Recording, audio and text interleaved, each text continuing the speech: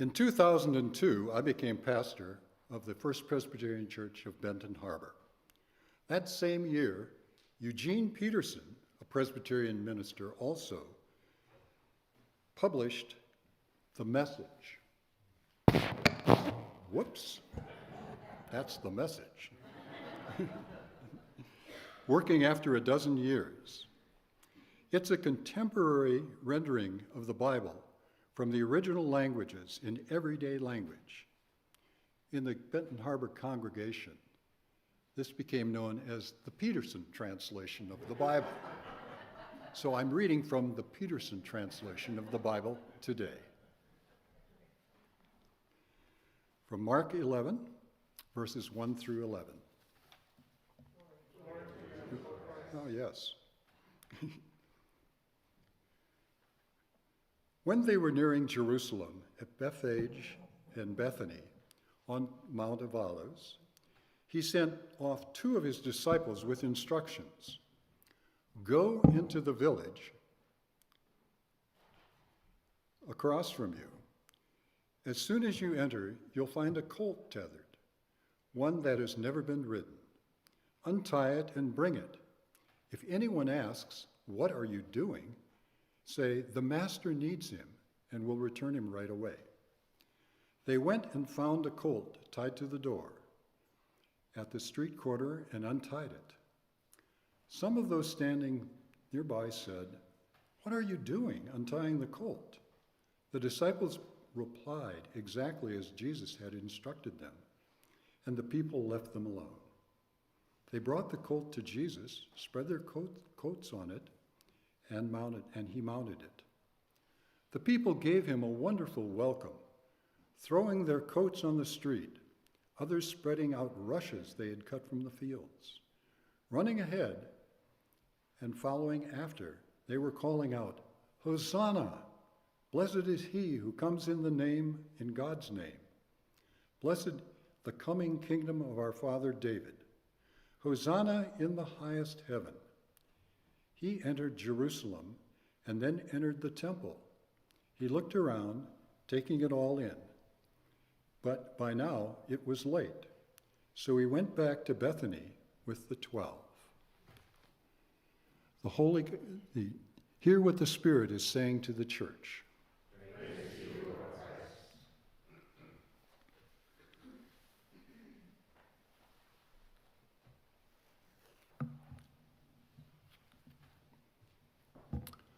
Everyone loves a parade. We've all heard that saying.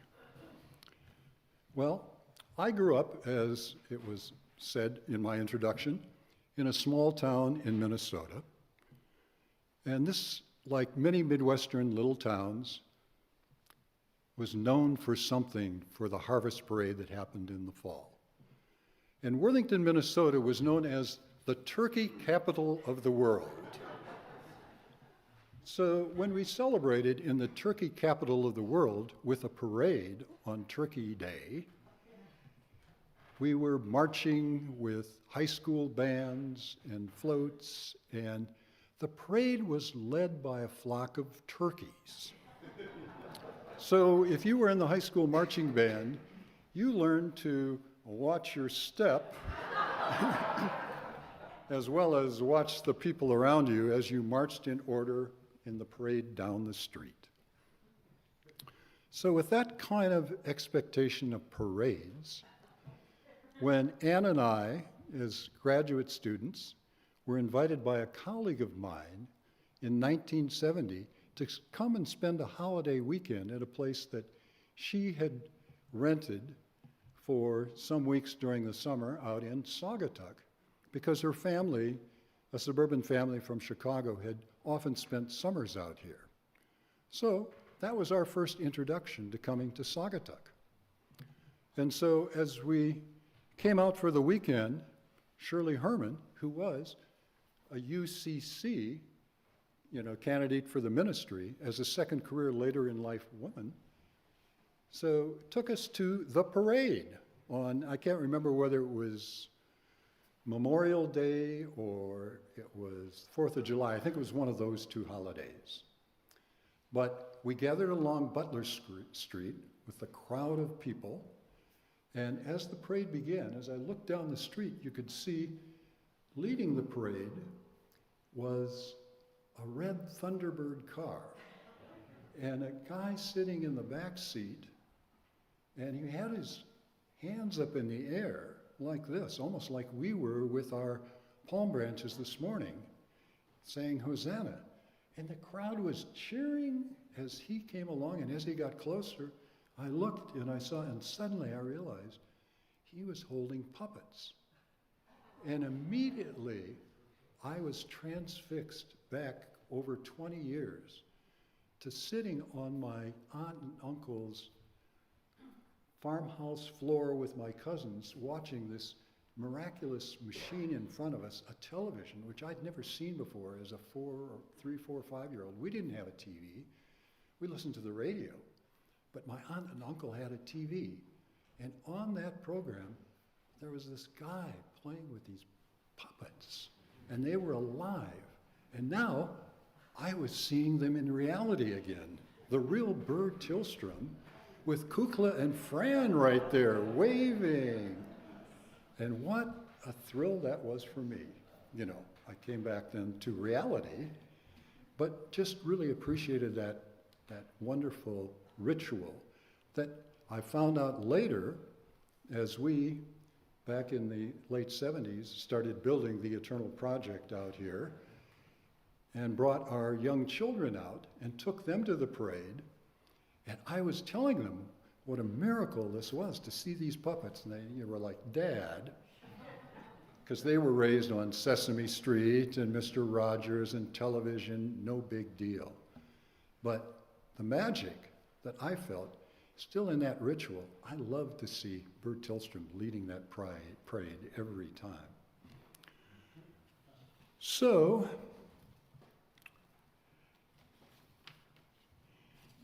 and this morning, the story of Jesus and his followers entering Jerusalem has Jesus riding, as we've heard, not on a powerful horse, a white horse, or a chariot, as a sign of his power and the power that he represented, but rather on a humble young donkey.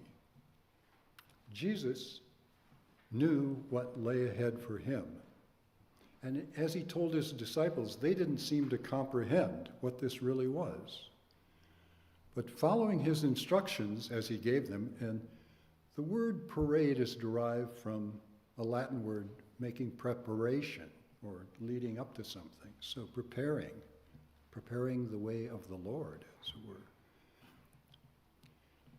They followed his instructions, but the crowd was really clueless. Even though they partially, in their cries as they waved their palm branches of Hosanna, Hosanna meaning save us. Now save us from what or for what? But the excitement of all the crowd yelling all this, I think most of the crowd didn't understand what they were really seeing and what was there. But it possibly harkened back in their own experience of the stories from the Old Testament of what had happened to the people of Israel as they left bondage and captivity in Egypt and came across through the Red Sea, parting the waters as the story goes, though people sometimes talk about the Red Sea being the Reed Sea, which was really a swamp. So they went through the swamp and the chariots coming behind them got stuck in the mud, as it were. But the point of it was they escaped from Egypt in bondage, but wandered in the wilderness, and then were crossing the river Jordan, which had also been parted, and there in front of them was Jericho. Now Jericho was a fortress city with big walls. And so as they approached Jericho, as the story goes in the Bible, they processed around the town for 7 days with the Ark of the Covenant leading the way, kind of like somebody on a donkey or a red Thunderbird, but they paraded around 7 days, and then they blew trumpets and yelled, and the walls came tumbling down, right? Well, In my Old Testament class, I remember our professor saying, actually modern archaeology showed that the walls of Jericho had probably crumbled about 200 years before the Israelites came to the city. But as they came to the city, they saw that this would be the place to keep them out of their promised land.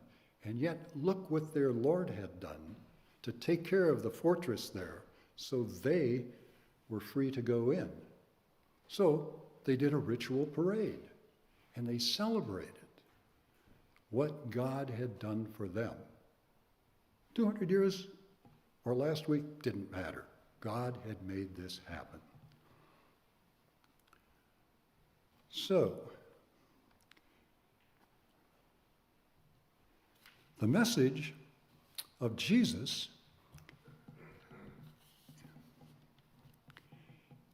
in acting as he rode on the donkey was one not of power and might, like the people might have expected from this Old Testament story, but was really one of self-sacrificial love.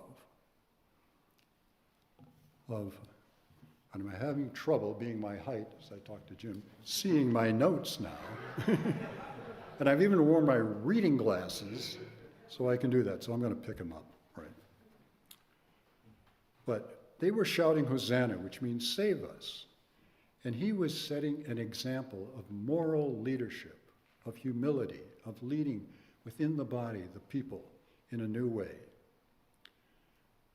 Now, last Sunday, we heard about the life of the moral life that Jesus was talking about was not one of conquering and winning, but it was rather one of living a life of service and suffering and love woven together.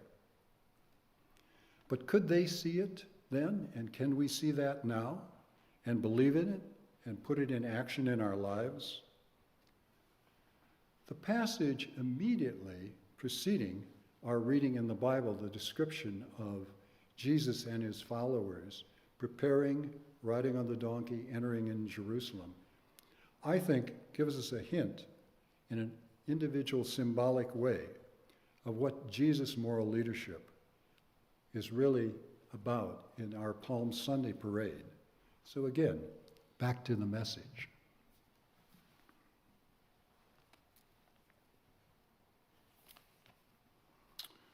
And this is the end then of chapter 10, the last passage before the entering phase on the colt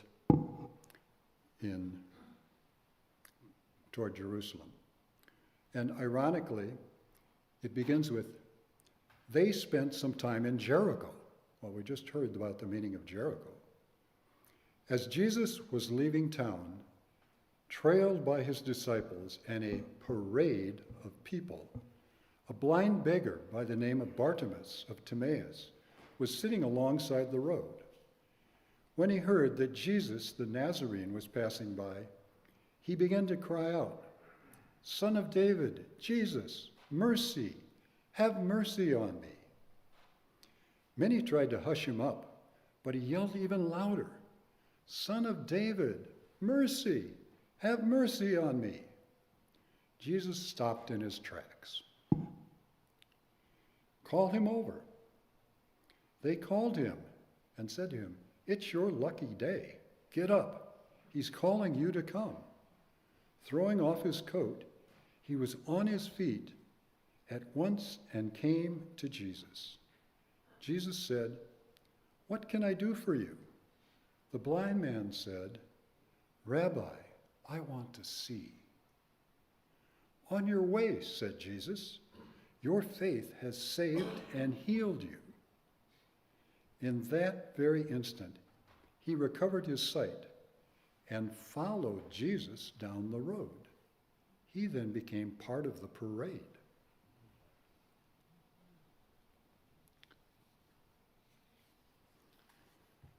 Symbolically, the blind man became enlightened. Faith opened him up to a new way of seeing and being alive. I believe this is a kind of the previous passage shows us what this deeper meaning to the events that are coming this coming week that we celebrate symbolically, what they really mean. It's the meaning especially of our celebration of Palm Sunday. Yes, we the people of Saugatuck Douglas love parades. Celebration parades, memorial parades, protest parades, Black Lives Matter, boat parades, Halloween parades, which are just fun, but certainly have a deep meaning also. Everybody loves a parade. But we at Douglas UCC are professional paraders. We're professional paraders every Sunday because everybody loves a parade. We can use those words to say, a love parade for everybody. It's our lucky day. Get up. He's calling us to come. And we rise up like the blind man of Jericho. Row by row, we form a parade coming down the road of the center aisle. We talk the talk and symbolically walk the walk, coming to the table at the foot of the cross. Peace and the gifts of God for the people of God happen in communion. We ourselves receive these spiritual gifts of hope and love and forgiveness, peace and light, acceptance and understanding and joy, and receive the blind man's blessing. Rabbi, I want to see. We too want to see. On your way, your faith has saved and healed you. And so today, as professional paraders, we will once again practice and live out our faith as a loving and caring community. Namaste.